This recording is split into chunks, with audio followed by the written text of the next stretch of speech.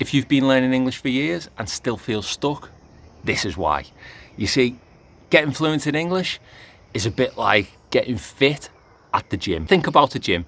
You've got skinny guys, big fat guys, and big muscle guys. But they've all got something in common.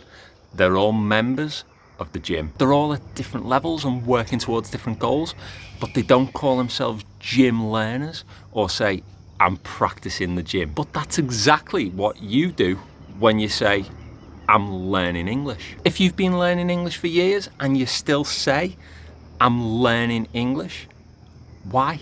If you're waiting for perfection, you'll be waiting forever, you'll be practicing forever, and you'll be saying, sorry, my English very bad, forever. Because the truth is, your English will never be perfect. The good news is, you've already got your gym membership card, your English speaker card, if you want it. It's a simple mindset shift from I'm learning English to I'm an English speaker. And listen, I'm guilty of this too.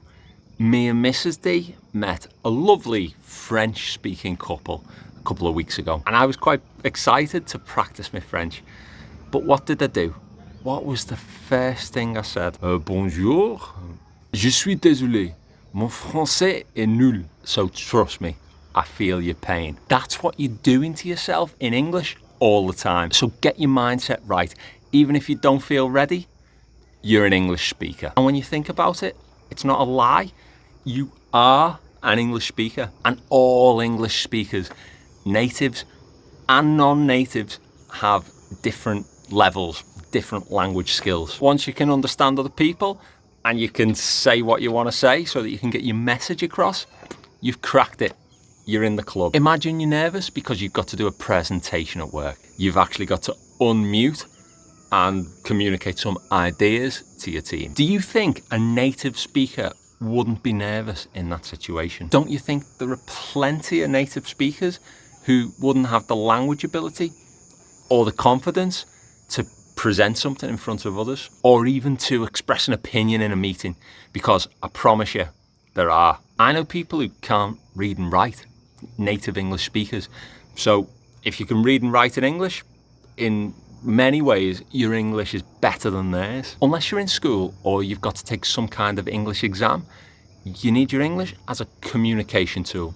Nothing more, nothing less. And when it comes to speaking, the technical bits, like the grammar and vocabulary, well, they're only one part of the communication equation. You've also got tone of voice, presence, storytelling, confidence, body language, all that other stuff. So never stop developing your skills, reading, listening, studying, discovering. But realize that fluency can be like a mirage in the desert. As you keep improving, you get closer and closer, but it keeps moving further and further away. Just when you think you're getting there, something happens. Maybe a mean comment from a native speaker, or you're just feeling a bit useless in English, and poof, your fluency disappears. Well, really, don't be so hard on yourself. But remember, you won't get fluent in English unless you make the decision to stop being an English learner and start being an English speaker. That's when you realise that that fluency paradise that you seek might be closer than you think. And it got dark.